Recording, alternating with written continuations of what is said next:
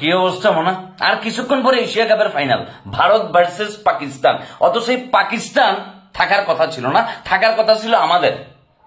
আমরা ভারতের বিপক্ষে ফাইনাল খেলবার কথা ছিল, কিন্তু আমাদের বাঙ্গির ছেলেরা, আমাদের গোল মারানির পোলারা টুর্নামেন্ট থেকে বোল্ড হই দুবাইয়ের হোটেলে এখন বই বই মনে করে দেখি নির্লজ্জের মতো হাসতে হাসতে আজকে ভারত ভার্সেস পাকিস্তানের এশিয়া কাপ ফাইনালটা উপভোগ করবো। এর ভিতরে আবার আমাদের বিসিবি কি করছে, স্কোয়াড ঘোষণা করছে, কারণ আফগানিস্তানের লোক আমাদের খেলা, যার কারণে তারা তাদের লাগেজ টাগেজ তো এখনো বাংলাদেশে আসেনো। আর বাংলাদেশে আসলে উৎসুক জনতা হয়তো ডিম টমেটো চুরি মারতে পারে, সেটা আমরা জানি না। যাই হোক, স্কোয়াডে লিটন কুমার দাস থাকতেছে না, কারণ সে এখনো ইনজুরি থেকে বাইরে হইতে পারে না, যার কারণে লই আসছে কাকে, সৌম্য সরকারকে। যেই লাও সেই কদু।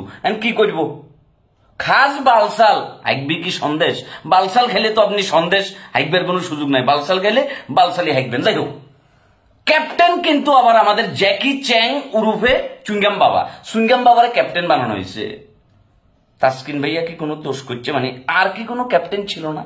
তাকে তো লাস্ট ম্যাচ আমরা এজ এ ক্যাপ্টেন হিসেবে দেখছি এবং তার পারফরমেন্সও আমরা এশিয়া কাপে দেখছি। সে এমন একজন ফিনিশার, চুইংগাম যেভাবে সি বাইশে কি ফিনিশ করি ফেলে, বাংলাদেশের ফিনিশিং লাইনটা সে অলরেডি কি ফিনিশ করবার পথে, এবং তার উপর যে মানুষ কোন লেভেলের বিরক্ত। যাই হোক, সে আলী বাবা, জাকের আলী অনিক বাবা উরুফে চুইংগাম বাবা আমাদের ক্যাপ্টেন হিসেবে প্রতিনিধিত্ব করবে আফগানিস্তানের বিপক্ষে। আফগানিস্তানের এই সিরিজ লই মানুষের ভিতরে খুব একটা বেশি হাইপ নাই, কারণ তোরা এশিয়া কাপে বালটা শিখতে পারছ না। তোমরা আফগানিস্তান সিরিজে কি এমন সুলসিরি উল্টাই ফেলবে, আর এটা দিয়ে আমাদের কি এমন হবে আমরা সেটা জানি না। নেক্সট এশিয়া কাপ বাংলাদেশে হইবার কথা, মিরপুরে নিশ্চয়ই সেই পিচ ঢালা রোডের ধান খেতের ভিতরে বানাই আবার যদি ট্রফিটা জিততে পারো, কিন্তু না। এই আইসিসি এশিয়া কাপে আমরা 5 বার হোস্ট ছিলাম, তার ভিতরে আমরা 3 বার কি করছি, ফাইনাল খেলছি। 3 বারই আমরা ফুটে গেছি। এবং এই যে আমাদের কাছে এইবার যে একটা ভালো সুযোগ ছিল, এই সুযোগটা নেক্সট কত বছর পরে এশিয়া কাপে আসে সেটা আমরা জানি না। শ্রীলঙ্কা নিশ্চয়ই ততদিনে আর আগের মতো দুর্বল থাকতেন। অবশ্যই শ্রীলঙ্কা তো এখনো দুর্বল না, লাস্ট ম্যাচটা তো ভারতের সাথে দেখছেন কোন লেভেলের ফাইট হয়েছে, কিন্তু আমরা ঠিকঠাক ভাবে বই থাকবো। গতকালকে সবচেয়ে ম্যাজিক্যাল হিস্ট্রি ছিল যে নেপাল 19 রানে হারাই দিছে 2 বারের টি-20 চ্যাম্পিয়ন টিম ওয়েস্ট ইন্ডিজ রে। নেপাল কদিন পরে নেপাল আসে যদি বলে যে বেড়া তোরা কি এর বাঘ, বেড়া সেঙ্গের বাঘ, অবাক হওয়ার কিছু নাই।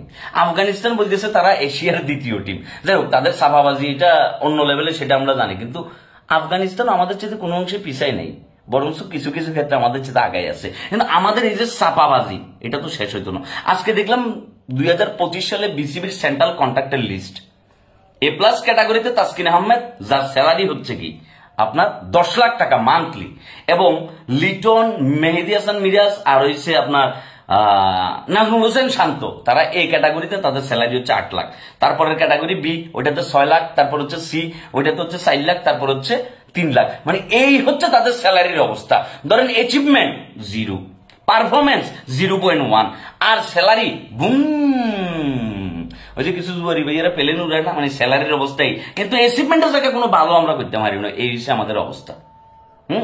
যাই হোক, মাইদুল ইসলাম অঙ্কন নামে একটা পোলা আছে, লাস্ট দেখলাম যে বিপিএল এ মোটামুটি ভালোই করতেছে। মানে এই পোলারে কেন আসলে টাকা হয় না, এই জিনিসটা আমি কোনোভাবে বুঝতেছি। মানে এই ছেলেটাকে তো কি ছেলেটাকে এগুলো করতো না, জাহির ভাই এগুনের কাছে মনে কি দুষ্ট ভিডিও আছে মনে, যার কারণে তারা নির্বাচকদেরকে কোক করে কি তারা তাদের মতো করে খেলতেছে। চালা ভাইয়া লাগা কাশিম মেরপুর।